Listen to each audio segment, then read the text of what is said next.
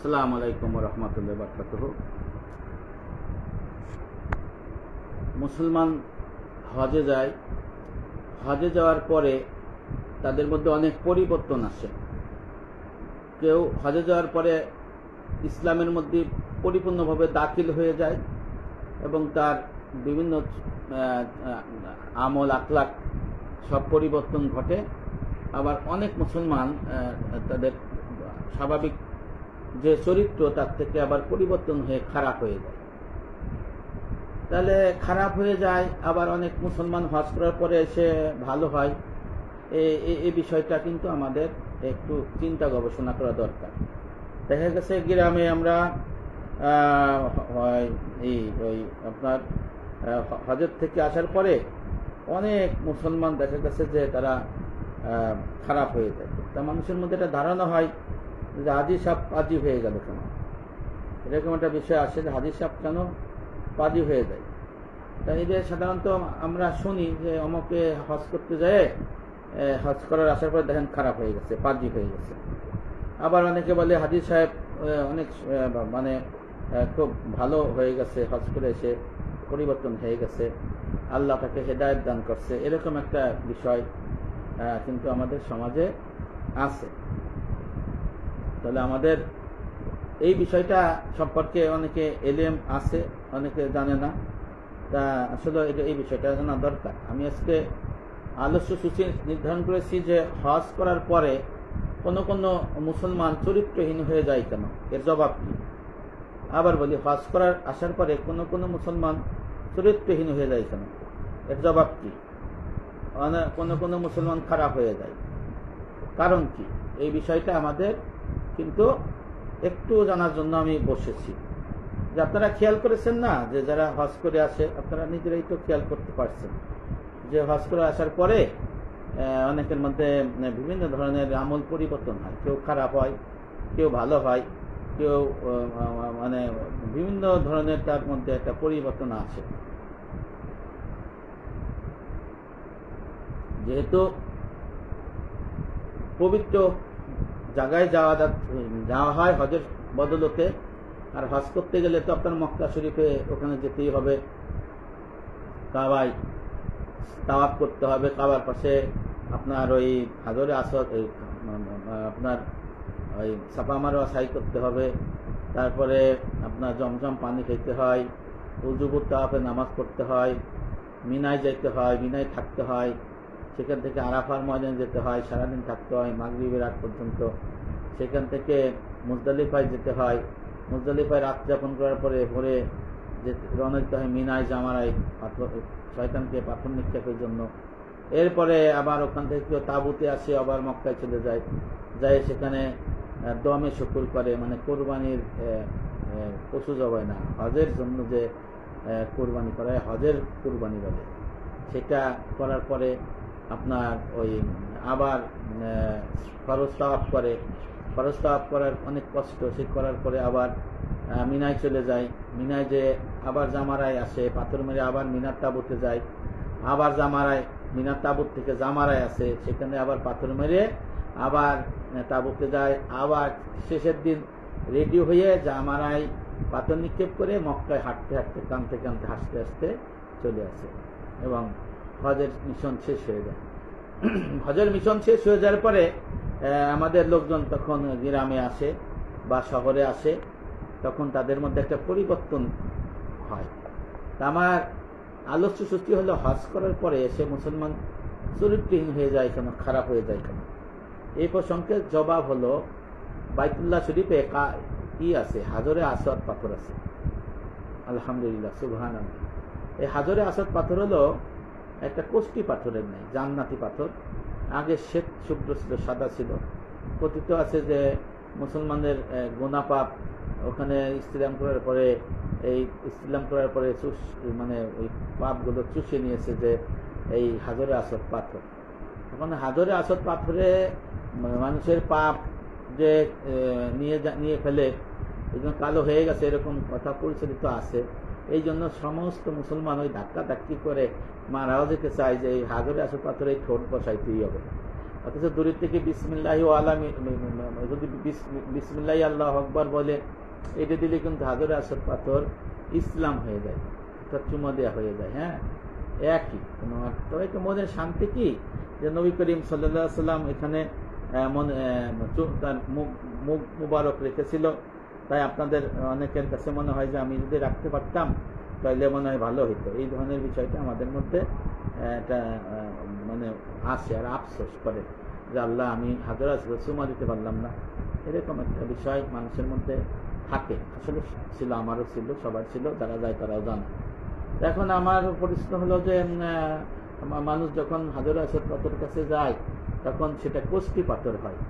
আশরাফ আলী থানভী রহমাতুল্লাহ আলাইহির আশরাফুল জাওয়াব এই কিতাবের মধ্যে সুন্দর করে উনি প্রশ্ন লিখেছেন, হজের পরে কোন লোক হজের পরে হজ করে আসার পরে চরিত্রহীন খারাপ বাজে লোক হয়ে যায় কেন? হাদিস সাহেব ভালো হবে না, হাদিস সাহেব পাজি হয়ে যায়, কেন পাজি হয়?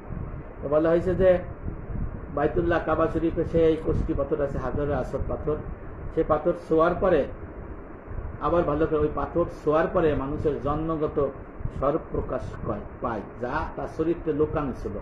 অর্থাৎ হাজরে আসওয়াদ পাথরে যাইয়ে ইসলাম করার পরে তার চরিত্রের যে আসল চরিত্র সেটি ফুটে ওঠে।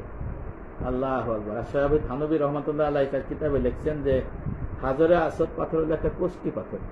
এই কোষ্ঠী পাথরে যখন মানুষ ইসলাম করবে, চুমা দেবে, তখন তার জন্মগত যে স্বরূপ, যে জন্মগত যে চরিত্র, এটা প্রকাশ পায়, যেটা হাজরে আসওয়াদ পাথর চুমা দেওয়ার আগে, ইসলাম করার আগে লুকানো ছিল। এখানে বলা হয়েছে, উনি বলেছেন আরো, স্বভাবে পুণ্যের উপাদান মুদ্রিত থাকলে এখন আগের তুলনায় তার অধিক পুণ্যবান রূপান্তর ঘটে। সুবহানাল্লাহ। অর্থাৎ যদি তার স্বভাবে ভালো থেকে থাকে, সেটা যদি এই হাজরে আসওয়াদ পাথর চুমা দেয়, চুমা দেওয়ার পরে তার স্বভাব চরিত্রটা আরো অধিক ভালো হয়, তাকওয়াদারি হয় এবং পুণ্যবানে রূপান্তর ঘটে। অর্থাৎ কিছু লোক আছে হজ করে এসে ভালো হয়ে যায়, আর কিছু লোক আছে চরিত্রহীন খারাপ হয়ে যায়।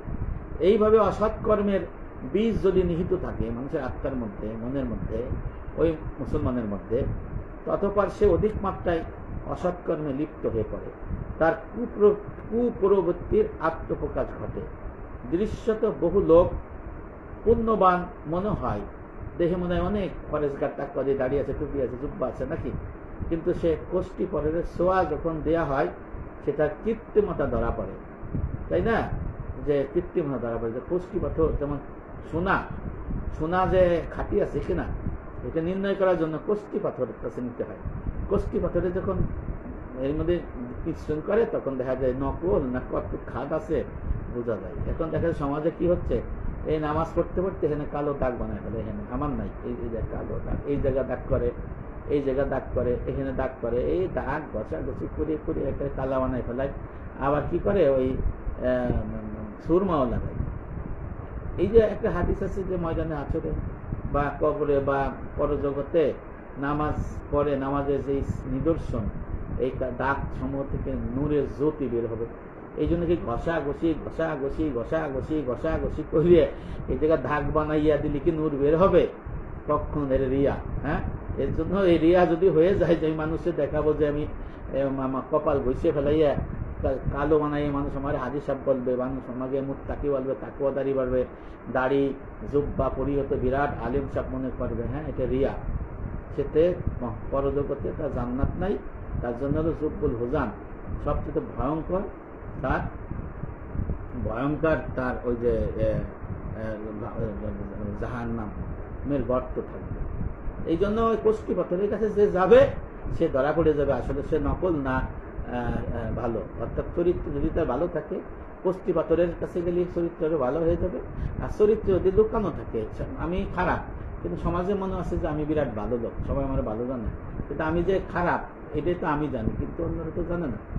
উদাহরণ দিতেছি, যে কারণে এই খারাপ যদি হয়ে থাকে তাহলে সেটা ভালো সেজে থাকা আর কি। যেমন মসজিদে জুতা চুরি করে না, জুতা চুরি করে, চোরে জুতা চুরি করে, মুসল্লি কি জুতা চুরি করে? কখনই করে না। সে চোর, তাই মসজিদে চুরি করে, সে তো মুসল্লি না, নামাজ পড়তে যায় না, তার লক্ষ্য থাকে চুরি করা। যে ঘুষ খায় সে চাকরি করতে যায় না, ঘুষ খাইতে যায়, হারাম খেতে যায়। যে সুদ খায় সে কাজ করে না, সুদের মধ্যে থাকে, তাই না? কোষ্ঠী পাথরে ধরা দেবেন, সব লট করে আসল নকল ধরা পড়বে। ঠিক তেমনি মানুষ যখন কাবা শরীফে যাবে, হাজর আসদ পাথর যখন চুমা দেবে, যদি সে ভালো থাকে, আত্মার মধ্যে ভালো থাকে, তার ভালো স্বরূপটা আরো ভালো জাগ্রত হবে। সুবহানাল্লাহ। আর যদি আত্মা যদি খারাপ থাকে, কৃত্রিম নিয়ে থাকে, দেখেন না সমাজে কত লোক আছে না, হ্যাঁ, ভালো মানুষ সেজে থাকে, হ্যাঁ, হাজির সাহেব লেখে না কেন, আমাকে অমুক লেখে না কেন, আমাকে দাওয়াত দেয় না কেন, বড় জায়গায় গেলে বড় চেয়ার দেয় না কেন, এরকম বিষয় কিন্তু আছে। হ্যাঁ, আবার বিশ্বাস সালিশে যাই আমারে বড় কিছু মনে করবে, এরকম বিষয়গুলো আছে। আবার সমাজে আমারে মানুষ বড় করবে, ধারণা করবে, এই বিষয়গুলো থাকে। তা এই যে মনের মধ্যে লুকানো থাকে, এই যে খারাপ জিনিস, যখন হাজর আসদ পাথর কাছে মক্কায় যাবে, তখন এই লুকানো জিনিসটা আরো প্রকট আকার ধারণ করবে। সেটা লুকায় রাখা যাবে না, বাইরে যাবে। এই জন্য কিতাবে লেখা আছে যে দরবেশের মুদ্রা মাত্রই নির্ভেজাল নয়, আলেমরা নির্ভেজাল না। আলেমের মধ্যে জালেম আছে, গাফেল আছে, পথভ্রষ্ট আছে, জাহেল আছে, আবার নাকে জালেম আছে। আলেম কাকে বলে? শরীয়তে ভাষায় আলেম হলো যে ব্যক্তি ইলমে ফিকহ এবং ইলমে তাসাউফ উভয় ইলমের অধিকারী, তাকে বলে শরীয়তের আলেম। এখন যে ব্যক্তি ফিকহ শিখলো, সে তাসাউফ শিখলো না, সে তো ফাসিক। আর যে তাসাউফ নাম ধরে না, কিন্তু নামাজ করে না, এলো কাফের। আর যে উভয় এলেম, অর্থাৎ ফিকহ এবং তাসাউফ, জাহির বাতেন উভয় এলেম আছে, এলেম এলেম এলেম, ওয়া হুয়া ইলমুন, এলেম আছে। এলেম শিক্ষা করে আমল করবে, সে হবে শরীয়তের ভাষায় আলেম। তাহলে আলেম নির্ভেজাল নাই, হাফেজ নির্ভেজাল নাই, দরবেশ নির্ভেজাল নাই, পীর নির্ভেজাল নাই, সুফিরা নির্ভেজাল নাই। বহু আলেম, পীর, সুফি, মাওলানা, বক্তা, এরা জাহান্নামের আগুনের যোগ্য। এই পর্যায়ে অভিজ্ঞতার কোষ্ঠী পাথরের সামনে যদি আসে, তাহলে এদের স্বরূপ ধরা পড়বে, কে জাল আলেম আর কে জাল আলেম না। তখন ভেজাল মিশ্রিত ব্যক্তি লাঞ্ছিত হবে, অপমানিত হবে। ফেকাত আস নবী বলছেন যে আল উলামা ওয়া রাসাতুল আম্বিয়া, যে আমার ওয়ারিস হলো হক্কানে আলেম। নবী বলেছেন যে এলেম কয় প্রকার? দেহের এলেম, যা বনি আদমের দলিল স্বরূপ, মিসকাতের হাদিস দারিমি বর্ণিত। আর আত্মার এলেম উপকারী এলেম। এই হাদিসের ব্যাখ্যায় মিরকাত শরীফে মোল্লা আলী কারি রহমতুল্লাহ আলাই, উনি নিজে এবং ইমাম মক্কি রহমতুল্লাহ আলাই, হ্যাঁ, লিখেছেন যে আল্লাহ রসুল এই হাদিস দিয়া আল্লাহ রসুলের এলেম দুই ভাগ করে দিচ্ছে। এলমে জাহের অর্থাৎ ফিকহ, এলমে বাতেন অর্থাৎ তাসাউফ। এই দুই এলেম যে শিক্ষা করে আমল করবে, জারি কায়েম করবে, সে হবে আল উলামা ও রাসাতুল আম্বিয়া, ওয়ারিস, নবীদের ওয়ারিস, আলেম, হক্কানি পীর, এরা। তাহলে ঈমানের পরে আমল কয় ভাগ? এলেম কয় ভাগ? দুই ভাগ, ফিকহ এবং তাসাউফ। তাহলে যার তাসাউফ নাই, হ্যাঁ, ফিকহ আছে, যখন আমাদের সাথে এসে দাঁড়াবে, যখন বলবো এলমে তাসাউফ কাকে বলে, জাহির বাতিন কি, তখন তার নকল আলেম ধরা পড়ে যাবে, সে পিছন দিক দিয়ে পালাই দিতে চাইবে, যতই সে শক্তিশালী হোক। কারণ দলিলের কাছে, দলিলের শক্তির সাথে মুখের কথার কোনো মূল্য নাই। দলিলের শক্তির কাছে মুখের কথার কোনো মূল্য নাই। দলিল হলো কোরআন হাদিস, কোরআন সুন্নাহ, তারপরে মুহাক্কিক আলেমদের লিখিত কিতাব, সঠিক মাসলা মাসাইল, ফতোয়া, এর সামনে নাকেশরা পালাই যেতে বাধ্য হয়। এই জন্য কোষ্ঠী পাথরও এরকম আছে। আবার কোষ্ঠী পাথর হলো হাজরে আসদ পাথর। এখন আপনারা যদি বলেন যে হ্যাঁ, এই আজকে আলোচনা তো ভালোই হইতেছে, তো ভালো হইতেছে কেমনে? আমি তো বেদের কথা বলে দিতেছি, বেদের কথা আমি বলে দিতেছি যে এইভাবে যদি আপনি হয়, কি বলে, যে শরীয়তের ভাষায় যদি এইভাবে যদি আপনার বলা হয় যে আলেম কারা, আলেম কারা না, তাহলে আপনার তার হজ কবুল হবে, কার হজ কবুল হবে না, হারাম কে খাইছে, হালালের মধ্যে কে নাই, এই বিষয়গুলো যদি ফাঁস করে দেওয়া হয় তাহলে মুশকিল না? তো এখন কোষ্ঠী পাথর তো আমি ফাঁস করে দিতেছি যে খারাপ যারা হজ থেকে ফিরে আসবে, তারা খারাপ হয়ে গেলি, ভালো হয়ে গেলি, কোষ্ঠী পাথর হলে হাজরে আসদ পাথর। আর একটা হলো যারা হজ করে আসে খারাপ ব্যবহার করে, ওর আত্মার মধ্যে ছিল খবিশ আত্মা। যেহেতু হজ করে আসার পরে হাজরে আসদ পাথরের কাছে যখন গেছে, সুমা দেশে ইস্তিলাম করছে, তখন তার খারাপ স্বভাবটা জাগ্রত হয়ে গেছে, লুকানো ছিল যেটা, যে প্রকাশ হয়ে গেছে। আশরাফ আলী থানভী রহমতুল্লাহ আলাই এই আশরাফুল জাওয়াবের মধ্যে সুন্দর করে এটা লিখে দিয়েছেন। তা আপনারা বলবেন যে ভালোই তো হলো যে আপনি এই যে বলতেছেন, আমি তো বলতেছি আরে ভাই কেমনে ভালো হলো, আমি তো ভেদের কথা আপনাকে বের করে দিতেছি, ভেদের কথা আমি জাহির করে দিতেছি। এখন যদি অনেকে ভয় পাবে যে কি বলে ভাই, যে হাজরে আসদ পাথরের কাছে গেলি আসলি যদি আবার আমি খারাপ হয়ে যাই, যদি আমার আসল যে লুকাই রাখছি ভিতরের মধ্যে, যে খারাপ আত্মার ভিতরে যে খুবই আত্মার জিনিস আমার আছে, এটা লুকায় রাখছি, হ্যাঁ, এই যে পাপ গোপনে করে রাখে, মানুষকে দেখায় আমি ভালো আছি, হ্যাঁ, মানে এরকম বিষয় যে সুদ খাচ্ছে, ঘুষ খাচ্ছে, হারাম খাচ্ছে, মানুষকে দেখাচ্ছে তসবিহ দিয়ে মসজিদে যাচ্ছি, দরবেশ হয়ে রয়েছে, হজ করে আইছি, উমরা করে আইছি, কত না ভালো। কিন্তু বেদের খবর যখন বেড়ে যায় তখন মানুষ শ্রোতায় ঘৃণা দেয়। তা এখন অনেকে তাহলে এই যে হাজর আসদ পাথরের কাছে গেলি যে তার খারাপ চরিত্র বেরোয় যাবে, আবার অনেকে ভালো হয়ে যাবে, অনেকে ভালো হওয়ার নেশায় যাবে যে আমি ভালো হবে না, তাদের আত্মার মধ্যে খারাপ থাকে, তো সে খারাপটা প্রকাশ হয়ে পড়বে। আর যদি ভালো থাকে ভালোটা আরো ভালো হবে। তা দেখা গেছে এই আলোচনা শোনার পরে বলবে যে আমি হজেই যাবো না, আমি তো বোনির সম্পত্তি মারছি, ভাইয়ের সম্পত্তি মারছি, ভাইয়ের সাথে খারাপ ব্যবহার করি, বাপটা ঠিক মতো খাওয়ান দেয় না, মারে খাওয়ান দেয় না, সমাজে বিশৃঙ্খলি মুনাফি করি, বেইমানি করি, যে আমারে দেখে শুনে আনছে দেখছে তার সাথে গাদ্দারি করলাম, বাটপারি করলাম, হ্যাঁ, তারপরে বোনদের সম্পত্তি মেনে দিলাম, দাদা দাদির কাছে এক পক্ষ জমি জাতি লিখে নিলাম, অন্য চাষাদের দিলাম না, অন্য স্বাস্থ্যবাদীদের দিলাম না, না, এই কুক্ষিগত করা। এরকম হলে তো যখন হাজর আসদ পাথরের কাছে যাবে তখন এটা তো আরো তার চরিত্র খারাপ দেখা যাবে, তখন কাছে চলে আর হে ভাই তো আমি তো হজে যাবো না। অনেকে বলতে পারে যে হজে যাব না কেন, হাজর আসদ পাথর ইসলাম করলে তার চরিত্রের আসল জিনিস ফুটে উঠবে, ভালো হলে ভালো ফুটে উঠবে, লুকানো থাকে, আর খারাপ লুকানো থাকলে খারাপ প্রকাশ হয়ে যাবে। আশরাফ থানভী রহমতুল্লাহ আশরাফুল জাওয়াবে ইসলামিক ফাউন্ডেশন প্রথম খণ্ড 245, 46, 47 পৃষ্ঠার মধ্যে সুন্দর করে লিখে দিয়েছেন। তাহলে আপনারা কি তাহলে হজে যাবেন না? না, আমরা বলবো যে অবশ্যই আপনি হজে যাবেন, জনাব হজে যান, কিন্তু নিখাদ হয়ে যান। এখন থেকে আপনি তওবা করেন, আপনার ভাইয়ের সাথে খারাপ ব্যবহার করবেন না, বোনদের সম্পত্তি সব ফেরত দিয়ে দেন, কুকুরদের সম্পত্তি হইলে বাপ দেয় নাই আপনি দিয়ে দেন, আর এক চাচার সম্পত্তি দাদা আপনার বাপকে দিয়ে গেছে, আর এক চাচারে দেয় নাই, এখন এক করে এটা দিয়ে দেন। সরকারি জমিতে আপনার ঘর বাড়ি বান্ধা সরাই দেন। তারপর অপরের ক্ষেত ফসলের ক্ষেতের কলাই খাওয়াবেন না, এই আমের সিজন চলছে আম চুরি করে খাবেন না, এই যে পুকুরের মাছ নিয়ে খাবেন না, কেউ না থাকলে পড়ে থাকুক, যার যার সম্পত্তি সে থাকুক, আপনি তার মধ্যে কাছে যাবেন না। আর একটা হলো ওই যে জমিতে গেলে ওই পাশের লোক তার সীমানা কমাইতে সীমানা বাড়ায়, আর একজন সীমানা কমায়, হ্যাঁ, এই সীমানা কমানো করবেন না।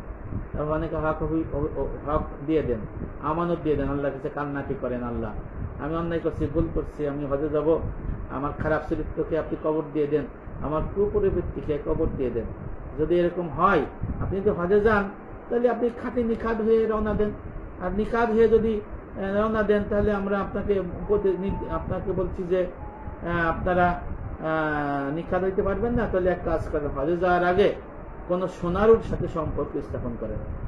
সোনারু কি এই জিনিসটা তো আবার কথায়, সোনারু কি আল্লাহ পাক বলেছেন অকুনুমা সদেকিন ও সত্যবাদী যারা আপনার আলেম, ওয়ারাসাতুল আম্বিয়া, তত্ত্ববিদ আলেম, এদের সাথে আপনি সম্পর্ক স্থাপন করুন, তার কাছে আপনার দোষ ত্রুটি বলুন, সে আপনার কিন্তু চরিত্র ধরে ফেলাবে যে আপনি কোন চরিত্রের লোক, তখন সে আপনাকে শিক্ষা দেবে, এলেম শিক্ষা দেবে যে আপনি এই চরিত্র করছেন, এটা থেকে আপনি সরে যান। হ্যাঁ, এই জন্য কিতাবে লেখা আছে সত্য ওয়ারাসাতুল আম্বিয়া, ফিকাতাসব তত্ত্ববিদ, ওয়ারাসাতুল আম্বিয়া নায়েবে রাসূলের আনুগত্য বিস্ময়কর স্পর্শ পরশমণি, তার সদনে মাটি হওয়া তথা আত্মনিবন্ধনের ফলে আমাকে তিনি মর্যাদার এহেন উচ্চ স্তরে পৌঁছে দিয়েছেন। কিতাবের কথা বলতেছি। বলা বহুল্য মনিকার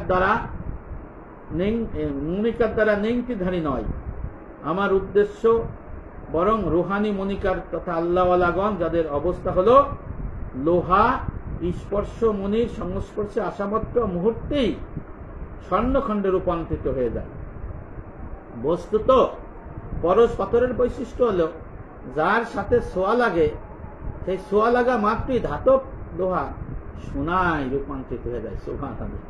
বাস্তবের পরশ পাথর, সে গুণ থাকুক আর নাই থাকুক, আল্লাহওয়ালা নেককার যারা ফিকাহ তাসাউফ তত্ত্ববিদ আলেম, এদের সম্পর্কে প্রত্যক্ষ অভিজ্ঞতা যাদের রয়েছে, তাদের সাহচর্য অবলম্বন করে তাদের সাথে সম্পর্ক স্থাপন করুন, তাওবায়ে নাসুহা করুন, অর্থাৎ নিষ্ঠাপূর্ণ তওবার সৌভাগ্য লাভ করুন।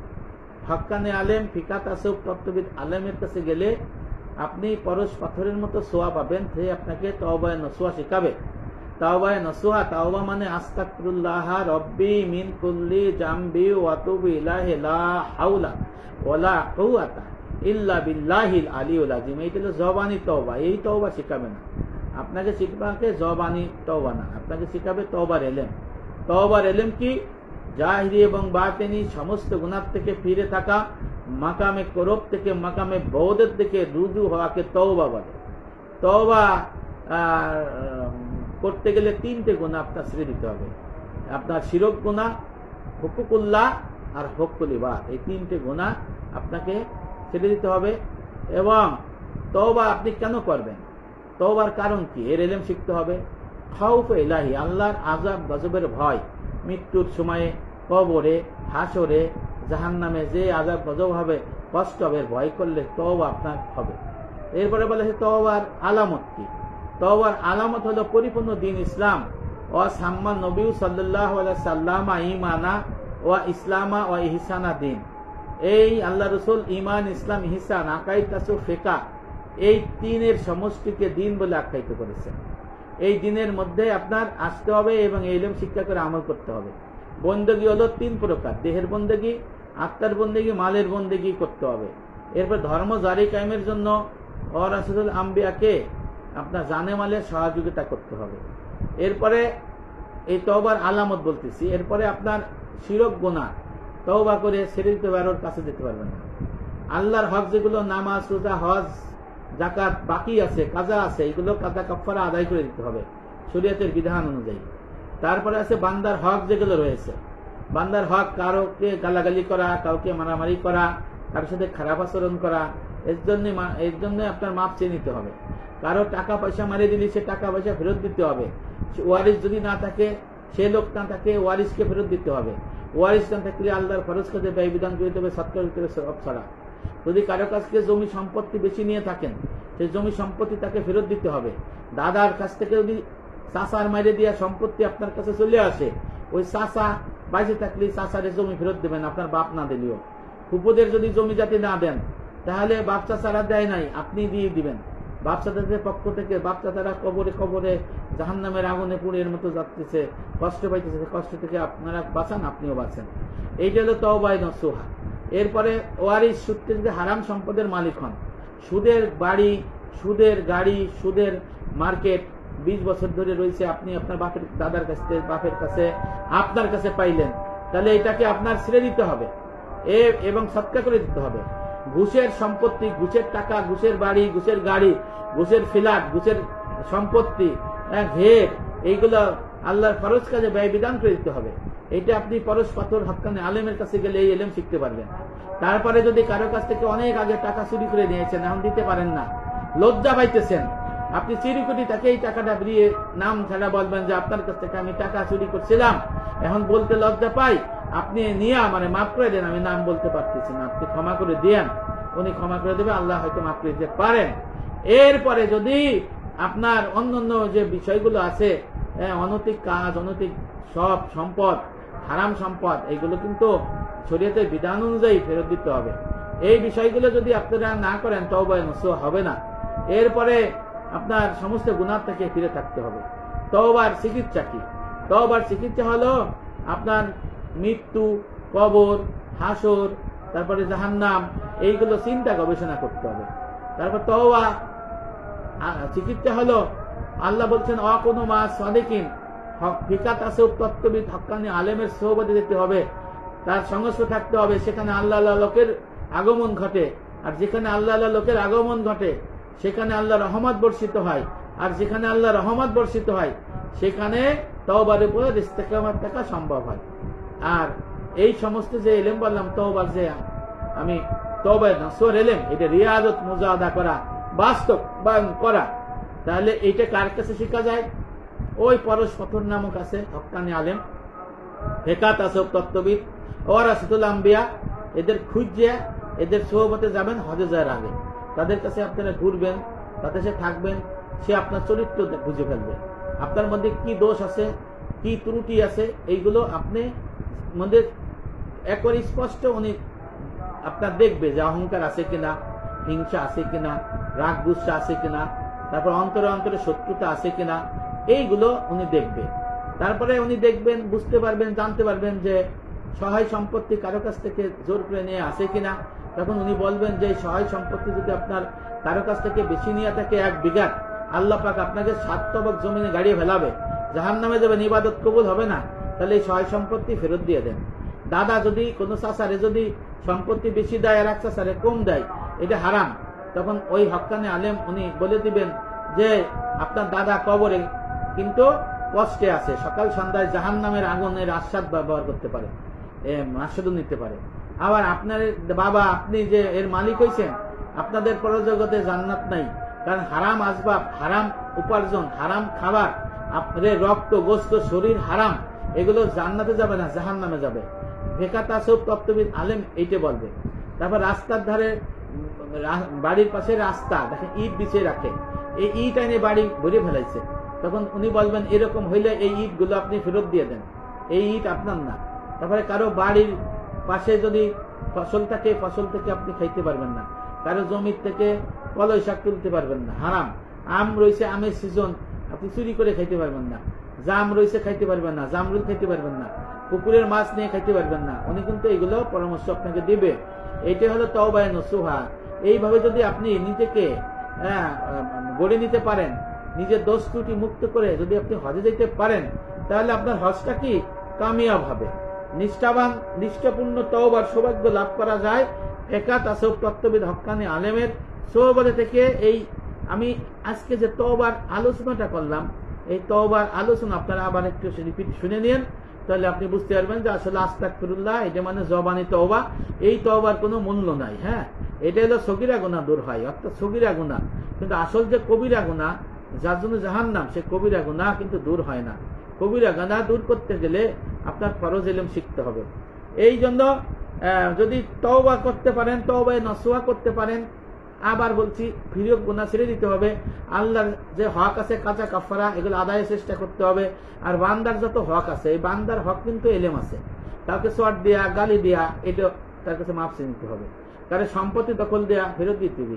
দাদার দাদার দাদার দাদার 14 গোষ্ঠী আগে সম্পত্তি একজনের জোর করে নিয়ে রাখছে, এটা ফেরত দিতে হবে। কুকুরে সম্পত্তি দেন নাই, পুঙ্খানুপুঙ্খ দিতে হবে।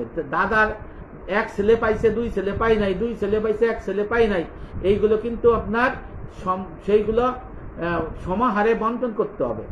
আগের পূর্বপুরুষরা বন্টন করে যায় নাই, তাহলে আপনি হারাম খাচ্ছেন, আপনার সন্তান খাবে, আপনি আপনার বাবা খাইছে, দাদা খাইছে, তার দাদা খাইছে, যারা মারা গেছে তারা সকাল এবং সন্ধ্যায় কবরে তাদের জাহান্নামের স্বাদ আস্বাদন করা হয়। এবং আল্লাহ রসুল বলছেন 60 বছর কোন মুসলমান আল্লাহর কোন বিধিবিধান মানে অমান্য করে নাই, কিন্তু মরার আগে 1 ছেলের কম দিয়ে 2 ছেলের বেশি দিয়ে দলিল করে দিয়ে গেল, ওসিয়ত করে গেল, জমি জাতি ভাগ করে দিয়ে গেল। আল্লাহ রসুল বলছেন সে জাহান্নাম ওয়াজিব করে দিল, তার জন্য জাহান্নাম, সে জান্নাত পাবে না। আর আবার কেতাবে লেখা রয়েছে ওই সম্পত্তির মালিক পরম্পরা যতদূর পর্যন্ত কিয়ামত পর্যন্ত যারা মালিক হবে তাদের সম্পত্তি আরাম হবে। আল্লাহ রসুল বলেছেন যে ওই হাদিসটা যে হারাম হারাম হারাম উপার্জনের খাবারের রক্ত গোস্ত শরীর জাহান্নামে যাবে, দোজখে যাবে না। এর ফলে ময়দানে হাসরে যখন যাবে, তখন হাদিস শরীফে আছে, মুসনাদে আহমদ এই হাদিসটা বর্ণনা করেছেন, হযরত আব্দুল্লাহ ইবনে মাসউদ বর্ণনা করেছেন, তাফসিরে কাবিরের মধ্যে আছে, তাফসিরে মাজারির মধ্যেও আছে। এখানে লেখা রয়েছে ময়দানে হাসরে যখন মানুষ যাবে, সূর্য মাথার কাছে এসে যাবে, পাগল প্রায় থাকবে, কেউ কাউকে চিনবে না, স্বামী স্ত্রীকে চিনবে না, ভাই বোনকে চিনবে না, দাদা দাদিকে চিনবে, কেউ কাউকে চিনবে না, ইয়া নফসি হবে। ওই মুহূর্তে ময়দানে হাসরে এক ঘোষণাকারী ঘোষণা দেবে, কে আছো তোমরা, তোমাদের হক পাও না, বুঝে নিয়ে যাও। সর্বপ্রথম দৌড় দিবে আপনার স্ত্রী, তারপরে দেবে আপনার ছেলে মেয়ে, তারপরে আপনার ছোট ভাই বোন, তারপর অধীনস্থরা। এরা যে বলবে হে আমার রব, এই আমার স্বামী, এই আমার বড় ভাই, এই আমার পিতা মাতা, এই আমার মনিব আমাদের হারাম সম্পত্তি রেখেছিল, হারাম ওয়ারিস রেখেছিল, হারাম মিরাসের সম্পত্তি রেখেছিল, আল্লাহ আমাদের হারাম খাওয়াইছিল, সুদের খাওয়াইছিল, ঘুষের খাওয়াইছিল, এর বিচার করেন। কারণ আমাদের ইবাদত বাণী কবুল হয় নাই।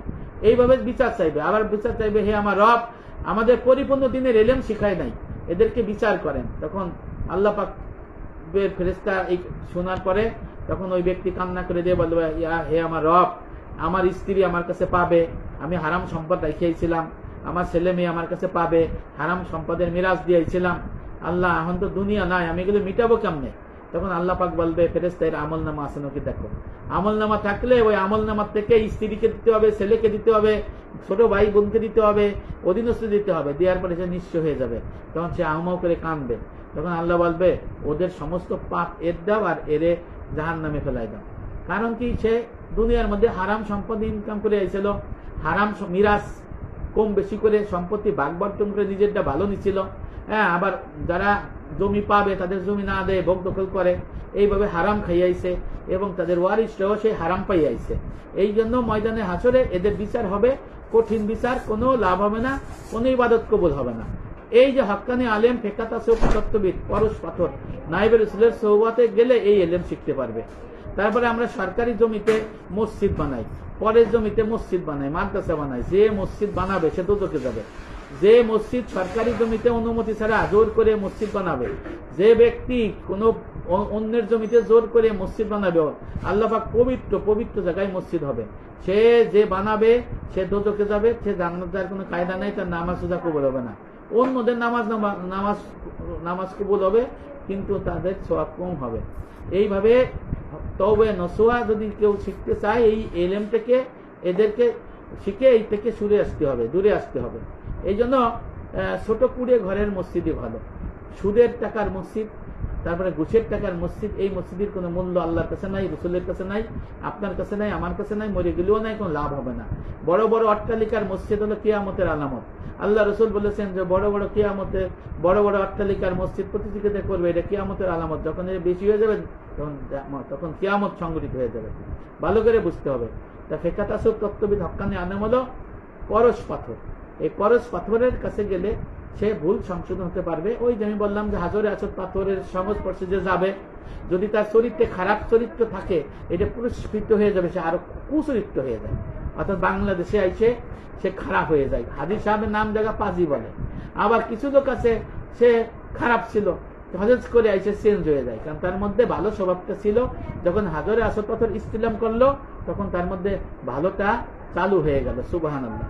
ঠিক তেমনি এখন যদি বলা হয় যে আমি আগে বলেছি কিতাবে লেখাতে আসে বলে যাওয়া হবে, এই কথা শুনে তো এক শ্রেণীর লোক বলবে আমি হজে যাব না, কারণ আমার যদি খারাপ চরিত্র প্রকাশ হয়ে পড়ে মানুষের মুখ দেখাবো কেমন।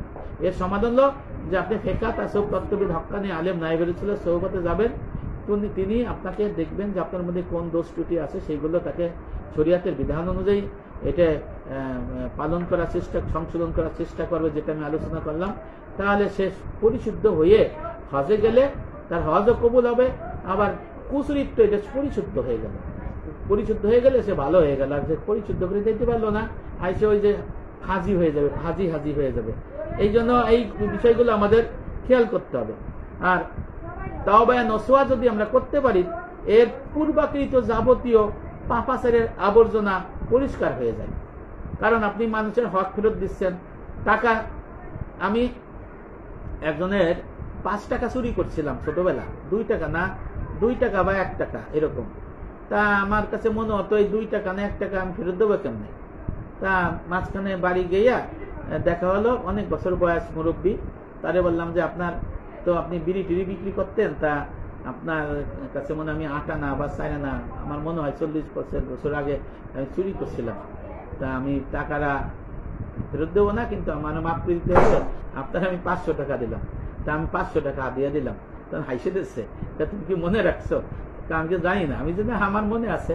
তা এটা তওবায়ে নসুহা। আপনি যদি ছোটবেলা এরকম করেন এটা ফেরত দিতে হবে। হ্যাঁ, আবার যদি লজ্জা পাচ্ছেন, দেখা গেছে চুরি করছে, সোনা চুরি করে ফেলছেন, ফেরত দেওয়ার উপায় কি? এখন যদি বলে যে আমি চোর হয়ে যাব, তাহলে কি করতে হবে? চিঠি লিখে দিতে হবে সোনার ওই টাকাটা, যে আপনার কাছে আমি চুরি করছিলাম, আমার নাম প্রকাশ করতে পারতেছি না, লজ্জা পাবো, আপনি নিয়ে মানে মাফ করে দিন, এটা মাফ হয়ে যাবে। তা এই হাক্কানি আলেমের কাছে গেলে এই এলেম গুলো শিখতে পারবেন। আর একটা হলো যে মিরাজ, কেউ কোনোদিন কারো সম্পত্তি নিয়ে বেদখল করতে পারবে না। এই সমাজের ফিতনা ফাসাদ হবে না। যদি কেউ জানে যে কারো 1 বিঘত সম্পত্তি ছলে বলে কলে কৌশলের দামি বেশি নেই, আমার হিসাব আনতে জাহান্নাম, আমি দোজখ পাবো, আমি জান্নাত পাবো না, তাহলে সেই তওবা নসুহা করবে। ওই 1 বিঘত কোনো 1000 বিঘত জমি ফেরত দিয়ে দেবে। কিন্তু বাবারে, আমি মরিয়ে গেলি, আমার এই যে দেখলাম গ্রামে হোক, আমার বিল্ডিং এ হোক, বাংলাদেশ হোক, প্রতিদিন লোক মারা যাইতেছে, যাদের দেখছি তারা অনেকেই নাই। এখন এই প্রজাতি যারা আছে, প্রজন্ম, আমাদের অনেকে চিনেও না, আবার ভবিষ্যতে চিনবেও না। তাহলে এই টাকা পয়সা, এই জমি জোর জবরদস্তি করে, পলিসি করে, কায়দা করে নিয়ে লাভ কি? প্রয়োজনে 1 বেলা খাইলাম, প্রয়োজনে একটু গায়ে খাইতে চললাম। এই দুনিয়া কয়দিন, হায়াত কয়দিন? অল্প দিন না, যে কোনো সময় মারা যেতে পারে। যে কোনো সময় আমাদের এলাকায় অনেক লোক মারা গেছে তরুণ বয়সে, হঠাৎ করে মারা গেছে, ফোন পেয়ে শুনেছি সে মারা গেছে, সে বাইচে থাকার কথা আরো 50 বছর, কিন্তু মারা গেছে। এরকম বিষয় হয়ে যায়। আজকে আমি কথা বলতেছি, আমি তো মারাও যেতে পারি। তাই এই জন্য হায়াতের বেলা শেষ হয়ে যাবে যে কোনো সময়, কেউ বলতে পারে না। এই জন্য মানুষের হক পাওনা যা থাকে এটা ফেরত দিয়ে দেন। সম্পত্তি নিয়ে কারো সাথে গোলমাল ফাসাদ করেন নাই। সম্পত্তি আপনার নাই, সম্পত্তি আল্লাহ, আপনি আমানতদার, সাবধান, খবরদার, এইভাবে করবেন। আর যারা মেম্বার চেয়ারম্যান আছেন, তারা যেন কোনোদিন এই যে হারাম সম্পত্তি বন্টনে না যায়। তারা জিজ্ঞেস করবে শরিয়ত অনুযায়ী এই সম্পত্তি বন্টন হয়েছে, তাহলে আপনি বন্টন করেন। এখন দেখা গেছে 3 ছেলে মেয়ে আছে, বাবা 1 ছেলে মেয়েরে সব লিখে দিয়েছে, 2 বাইরে দেয় নাই, আবার 2 ছেলেরে কম দিয়েছে, আর 1 ছেলেরে অল্প দিয়েছে, বেশি দিয়েছে, এই যে নিয়ে লাগছে ক্যান্সাম। তখন এই আপনি যাবেন দলিল খুঁজে, যে দেখি আছে, দেখলেন যে দাদা ছোট ছেলেরে দিয়েছে 100%, বড় ছেলেরে দিয়েছে 10%, আর মাঝে ছেলেরে দিয়েছে 70%। তখন আপনি ওইভাবে যদি বন্টন করেন, তাহলে আপনি গুনাহগার হবেন। কারণ ওই যে দাদা তো দিয়ে দোজখী হয়ে গেছে, কারণ এটা নিষেধ, আল্লাহ পাক সূরা নিসার মধ্যে নিষেধ করে দিয়েছে, এই যে কারো কম বেশি করে বন্টন করা যাবে না। এখন যদি সাক্ষী হয়, সেও দোজখে যাবে, এবং যদি শনাক্তকারী হয়, সেও দোজখে যাবে। আল্লাহু আকবার। এই শরীয়তের বিধান অনেক কঠিন। আর মেম্বার, চেয়ারম্যান, সমাজপতি যারা আছে, তারা যদি জমি সম্পত্তি, টাকা পয়সা ভাগ করতে যায়, তাকে সর্বপ্রথম ইসলামিক শরিয়াত অনুযায়ী ভাগ বন্টন করতে হবে। এই ইসলামিক শরিয়াতের যদি ভাগ বন্টন অনুযায়ী যদি আপনারা ওই যে দলিল মূল্যে কম বেশি করে দিয়ে আসেন, ওই যে করে দিয়ে গেল, তার মতো আপনি দোষী হয়ে যাবেন, দোষী হবেন, আপনি দোজখী হবেন। আপনাকে এই পথ থেকে কেউ ফিরাইতে পারবে না। এই এলেম কিন্তু আপনার মসজিদের ইমাম জানেও না, বলতেও পারবে না। আর এই এলেম যদি জানতে হয়, তাহলে আপনার এই যে দেখছেন পেছনে এরকম ফিকাত আছে, তত্ত্ববিদ হক্কানি আলিমের কাছে যেয়ে শিক্ষা করে আমল করতে হবে, জানতে হবে, জানাইতে হবে। এই বিষয়গুলো আপনার এই আবর্জনা পরিষ্কার হবে। আত্মার মধ্যে যে অসৎ স্বভাব, অপরের সম্পত্তি দখল করা অসৎ স্বভাব না, অবৈধ লোভ লালস অসৎ স্বভাব না, আমি অপরেরটা খাবো, অপরেরটা নেব, আমার কাছে আছে আমি দেব না, এইগুলো তো অসৎ স্বভাব।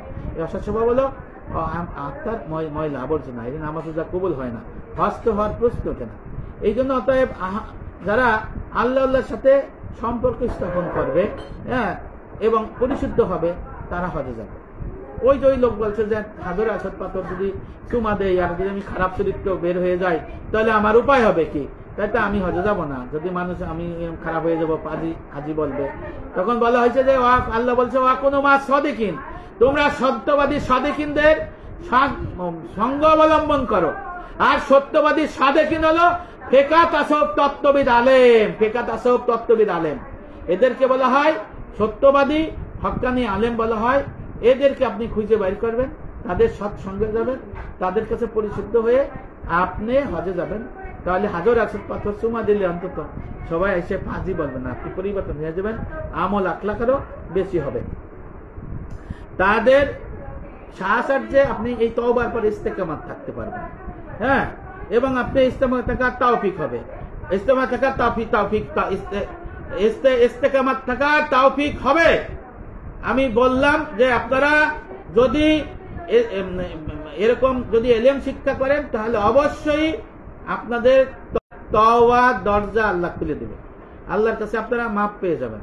তখন আপনি মাপ পেয়ে গেলে হজে যাবেন, হাজার হাজার চুমা দিলে আপনাকে আরো আল্লাহ আপনার মহত্ব, বলত্ব, সৌভাগ্য সব বাড়াই দেবে। বস্তুত তওবার পর, তওবায়ে নসুহা করার পর যদি আপনি হজে গমন করেন তাহলে তার একটা ভালো প্রতিক্রিয়া আগের থেকে বেশি আপনি পাবেন, সৎ কাজের সৌভাগ্য অর্জন করবেন, আল্লাহ নেককার হইতে পারবেন। হ্যাঁ, এইটা আমার উদ্দেশ্য। কি আমার উদ্দেশ্য? কাউকে তালিবে এলেম হওয়ার কথা বলা না, আমার উদ্দেশ্য এটা প্রয়োজনও না। হ্যাঁ, আমার উদ্দেশ্য হলো মানুষ সুন্দর কথা শুনে নিজের থেকে পরিশুদ্ধ হইয়া, হ্যাঁ, শিক্ষা করে আমল করে সে সমস্ত নামাজ, রোজা, হজ, যাকাত সব করুক। না হইলে সে কেমন করে সে পাবে? এই জন্য সে পারবে না। আল্লাহ পাক, আল্লাহ রসুল বলেছেন যে ময়দানে আসনে নামাজ, রোজা, হজ, যাকাত, তাবলিগ, জিহাদ সব কি হবে? ওজন করা হবে, কিন্তু বিনিময় দিয়ে হবে দ্বীনের এলেম শিক্ষার মাধ্যমে। যে এলেম জানে না সে তো বিনিময় পাবে না। এলেমবিহীন আমলের কোনো মূল্য নাই, আর আমল এলেম ছাড়া কোনো মূল্য নাই। পরিষ্কার এটুকুই, আমলও লাগবে, এলেমে লাগবে, একসাথে লাগবে। এলেম ছাড়া আমল হবে না, আমল ছাড়া এলেম হবে না। এখন আমি দিনের এলেম জানলাম না, তওবা সারা জীবন আস্তাগফিরুল্লাহ বলে তওবা জানছি, কিন্তু আমি অপরের জমি যে দখল করে রয়েছি এর তওবা কি হবে? আমি যে অপরের মাথায় বাড়ি দিয়ে আগের থেকে ফাটাই রাখছি এর কি হবে? আমি যে মিথ্যে মামলা দিয়ে আসামি করতেছি এর তওবা কি হবে? আমি যে মানুষকে এই যে গণগ্রেফতার করাইতেছি এর কি হবে? আমি যে মানুষকে ফাঁসি কাস্টে মিথ্যে আসামি বানাতেছি এদের কি হবে? আমি যে অপরের ঘর বাড়ি ভাঙচুর করতেছি এই তওবার কি হবে? আস্তাগফিরুল্লাহ দিয়ে যাবে? আমি আরেকজনের টাকা সম্পদ একজনের আইনে মাইরে আমার পকেটে রাখছি, সিদ্ধকে বলে রাখছি, তারে ফেরত না দিয়ে আস্তাগফিরুল্লাহ পড়লে এই তওবা হবে? কখনো হবে না। আপনার বউরে আপনি পিটাইতেছেন, আপনার মারে পিটাইতেছেন, শাশুড়িরে পিটাইতেছেন, আপনার ছেলে মেয়েদের অত্যাচার নির্যাতন করতেছেন, আর আপনি আল্লাহ আল্লাহ হয়ে হজে যাইতেছেন, এটা কি হবে? এটা সম্ভব না। আবার কর্মচারীদের ন্যায্য অধিকার দিতেছেন না, কর্মচারীদের ন্যায্য অধিকার, ন্যায্য মজুরি দিতেছেন না, আপনি তওবা হবে? তওবা হবে না। আবার আপনি কেনাকাটার মধ্যে 2 নম্বরই করতেছেন, এটা হবে না। এই জিনিসটা বুঝতে হবে। অপরের বাড়ির পাশে সম্পত্তি দখল করতেছি, আবার কাউকে নিয়ে দিতেছি, এইগুলো হইলে তওবার দরজা হাসিল হবে না। আবার আমি হারাম সুদের টাকা দিয়ে, ঘুষের টাকা দিয়ে মসজিদ মাদ্রাসা করতেছি, আবার আমি দান করতেছি, এর মধ্যে তওবার দরজা হাসিল হবে না। পরিষ্কার কথা। আবার আমি ভোট আসতেছে, টাকা দিয়ে ভোট কিনতেছি, তওবার দরজা হাসিল হবে না। রাতের অন্ধকারে ভোট করে নিচ্ছি, তওবার দরজা হাসিল হবে না। এইগুলো খেয়াল করতে হবে। আবার আমি ওই যে বললাম মিথ্যে মামলা দিয়ে পুলিশের কাছে হস্তান্তর করতেছি, ধরে নিতেছি, মব জাস্টিস করতেছি, এর তওবার দরজা হাসিল হবে কেমন? এগুলো সব কি করতে হবে? বান্দার কাছে মাপ চেয়ে নিতে হবে, ক্ষতিপূরণ দিতে হবে, এই সমস্ত থেকে ফারেক হইতে হবে, তারপরে নাই তওবা। এই জন্য আপনার এই বিষয়টা আমাদের জানা দরকার, বোঝা দরকার। এই জন্য মূল কথা হলো যে আপনি মক্কা শরীফে যখন হজে যায়, এই হাজের পরে আইসে মানুষ পাজি হাজি হয়ে যায় কেন, অথবা ভালো হাজি হয় কেন? এর কারণটা কি? চরিত্রহীন হয়ে যায় কেন? হাজি সাহেব আরো খারাপ হাজি হয়ে যায় কেন?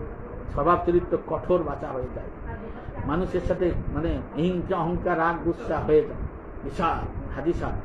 এর কারণ হলো তার হৃদয়ের মধ্যে হজে যাওয়ার আগে যে অন্তরের মধ্যে যে জিনিসটা লুকানো আছে, এরকম লুকানো, ওই পরশ পাথর হাজর খুলে পড়ে। যদি খারাপ চরিত্র হয় সে প্রকাশিত হয়ে পড়ে, আর ভালো চরিত্র হলে আরো প্রকাশিত হয়ে পড়ে। সুবহানাল্লাহ। আশরাফ আলী থানভী রহমতুল্লাহ আলাইহি আশরাফুল জাওয়াবে প্রথম খণ্ডের মধ্যে এই বিষয়টা খণ্ডন করছে। তাই আমি আপনাদের কাছে অনুরোধ, আপনারা এই বিষয়টা চিন্তা গবেষণা করবেন এবং আমার জন্য দোয়া করবেন। আসসালামু আলাইকুম ওয়া রাহমাতুল্লাহি ওয়া বারাকাতুহু।